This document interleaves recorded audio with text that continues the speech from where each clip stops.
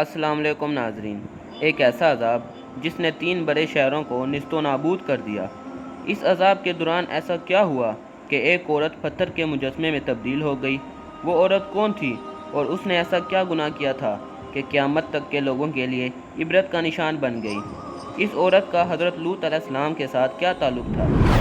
ناظرین، یہ سب جاننے کے لیے ہماری ویڈیو کو لاسٹ تک دیکھیں اور ہمارے چینل ایوبی وائس کو سبسکرائب بھی کر دیں۔ قوم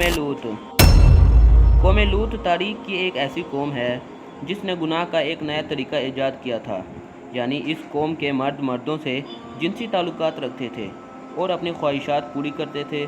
لہٰذا اللہ تعالیٰ نے انہیں اس گناہ عظیم کو چھوڑ کر صحیح راہ پر لانے کے لیے حضرت لوط علیہ السلام کو ان کے علاقوں میں مبعوث فرمایا، جسے تاریخ میں سردن کہا جاتا ہے، اور یہ علاقہ اسرائیل اور اردن کے درمیان واقع ہے۔ حضرت لوط علیہ السلام نے اپنی قوم کو اللہ کے عذاب سے ڈرایا اور بہت سمجھایا کہ یہ بدسیلی ایک عظیم گناہ ہے۔ اللہ نے تمہارے لیے عورتوں کو پیدا فرمایا ہے، لہٰذا اپنی خواہشات کو حلال طریقے سے پورا کرو اور اس گندگی سے توبہ کر لو۔ لیکن ان کی قوم نے حضرت لوط علیہ السلام کی دعوت کو ٹھکرا دیا اور کہا کہ اگر تمہارے رب ہم پر عذاب لانے والا ہے تو ہم تیار ہیں، تم اپنے رب سے عذاب کا مطالبہ کرو۔ ہوا کچھ یوں کہ اللہ نے 3 فرشتے قوم لوط کی طرف روانہ کیے، جو حضرت لوط علیہ السلام کے گھر آئے اور انہیں درخواست کی کہ ہم مسافر ہیں اور آج رات آپ کے گھر ٹھہرنا چاہتے ہیں۔ حضرت لوط علیہ السلام پریشان ہوئے، کیونکہ ان کو پتہ تھا کہ ان کی قوم کو پتہ چل گیا کہ خوبصورت جوان لوط کے گھر مہمان بنے ہیں تو وہ ان کے پیچھے آ جائیں گے، کیونکہ یہ قوم سودن سے گزرنے والے مسافروں کو بھی نہیں چھوڑتے تھے، اور اگر کوئی مسافر ان کے راستے سے گزرتا تو ان کو پکڑ کر ان سے بدکاری کرتے تھے۔ لوط علیہ السلام جانتے تھے کہ ان مسافروں کو سردون کے لوگوں سے بچانا بہت مشکل ہے، اس کے باوجود آپ نے ان جوانوں کو اپنے گھر میں پناہ دی۔ حضرت لوط علیہ السلام کی بیوی نے جب دیکھا کہ گھر میں 3 خوبصورت نوجوان مہمان بن کر ٹھہرے ہیں تو ان کے دل میں ایک شرارت سوجی کہ کیوں نہ میں سودون کے لوگوں کو جا کر خبر کر دوں کہ ہمارے گھر 3 خوبصورت نوجوان ٹھہرے ہیں۔ دراصل آپ کی بیوی اب تک آپ پر ایمان نہ لائی تھی، وہ کافر و منافقہ تھی اور اپنی قوم میں ہونے والے تمام تر کاموں کی حمایت کرتی تھی۔ آپ کی بیوی کا نام وائلہ تھا، وہ خود ایک معزز خاندان سے تعلق رکھنے والی عورت تھی۔ انجیل مقدس کے باب پیدائش میں حضرت لوط کی بیوی کا ذکر موجود ہے، لیکن وہاں ان کا نام موجود نہیں، جبکہ یہودی کتابوں میں ان کا نام آئلہ یا الی لکھا گیا ہے۔ لہٰذا وائلہ کو جب یہ معلوم ہوا کہ خوبصورت جوان آج رات ہمارے گھر مہمان ٹھہرنے والے ہیں تو انہوں نے فوراً سودون کے لوگوں کو خبر کر دی کہ ہمارے گھر 3 خوبصورت نوجوان ٹھہرے ہیں، وہ بہت خوبصورت اور پرکشش چہرے والے ہیں۔ یہ بات سننی تھی کہ ان فحش کام کرنے والے لوگوں پر شیطان سوار ہو گیا، اور وہ دوڑتے ہوئے حضرت لوط علیہ السلام کے گھر کے باہر پہنچ گئے، اور ان لوگوں نے لوط علیہ السلام کے گھر کو گھیر لیا اور بدسیلی کے ارادے سے ان کے گھر کا دروازہ توڑنا چاہتے تھے۔ وہ نوجوان لڑکے جو دراصل مقدس فرشتے جبرائیل، اسرافیل اور میکائیل علیہ السلام تھے، انہوں نے حضرت لوط علیہ السلام سے کہا کہ آپ فکر نہ کریں، ہم اللہ کی طرف سے بھیجے ہوئے فرشتے ہیں، ان بدکاروں پر جلد ہی عذاب آنے والا ہے، آپ اپنے اہل و عیال کو لے کر اس بستی سے نکل جائیں، اور رات ختم ہونے سے پہلے ہی آپ کو اس بستی سے نکلنا ہوگا، اور نکلتے وقت کوئی بھی پیچھے کی طرف نہ دیکھے ورنہ وہ بھی عذاب میں غرق ہو جائے گا۔ لہٰذا آپ نے ایسا ہی کیا اور اپنی 2 بیٹیوں اور اپنی بیوی وائلہ کو لے کر نکل گئے۔ آسمان سرخ ہو رہا تھا اور بستی کی جانب آگ کے گولوں کی بارش ہو رہی تھی۔ اس دوران لوط علیہ السلام عذاب کے ڈر سے نظریں نیچے جھکا کر جا رہے تھے۔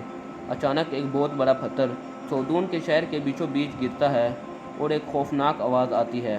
لہٰذا حضرت لوط علیہ السلام کی بیوی، جو اپنی قوم کی بدکاری اور فحش کام سے محبت رکھتی تھی، ان سے پیچھے مڑ کر دیکھا اور کہا، میری قوم، اس پر ایک عذاب کا پتھر ان کی طرف آتا ہے اور ان کو بھی ہلاک کر دیتا ہے، اور وہ اسی جگہ بت بن جاتی ہیں۔ آخر لوط علیہ السلام کی بیوی نے مڑ کر کیوں دیکھا؟ ایسی کیا چیز تھی جس نے انہیں پیچھے دیکھنے پر مجبور کیا؟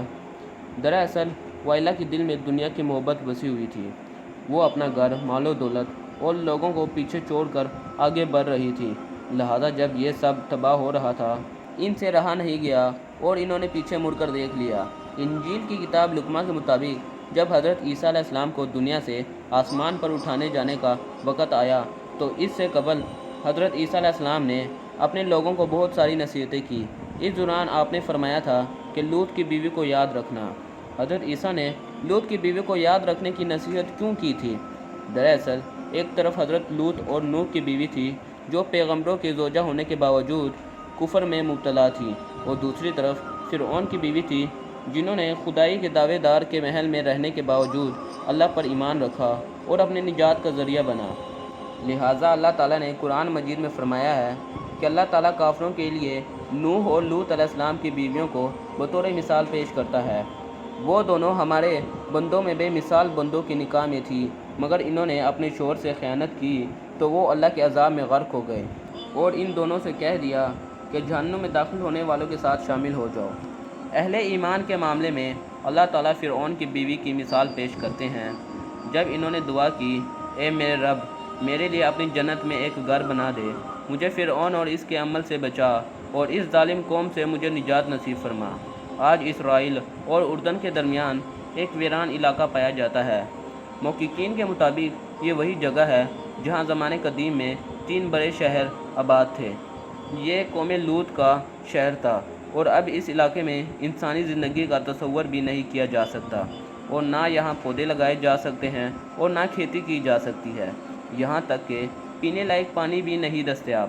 کچھ سال پہلے اسرائیل کے ریسرچر نے بحر مردار کے پاس ایک پتلا دریافت کیا جو دیکھنے میں ایک انسان کی طرح لگتا تھا۔ دراصل یہ لوط علیہ السلام کی بیوی وائلہ کا مجسمہ ہے، جو کہ قیامت تک کے انسانوں کے لیے نشان عبرت ہے۔ ناظرین، ہماری اللہ تعالیٰ سے دعا ہے کہ اللہ تعالیٰ ہمیں ایسے کاموں سے بچائے اور سیدھے راستے پر چلنے کی توفیق عطا فرمائے۔ ناظرین، اگر آپ کو ہماری آج کی یہ ویڈیو اچھی لگی ہو تو ہماری ویڈیو کو لائک کر دیں اور ہمارے چینل کو سبسکرائب کر دیں، اور ساتھ میں لگے بیل کے آئیکن پر بھی کلک کر دیں تاکہ نئی آنے والی ویڈیو کی نوٹیفیکیشن جلد سے جلد آپ تک پہنچ سکے۔ اب ملتے ہیں نیکسٹ ویڈیو میں، تب تک کے لیے اللہ حافظ۔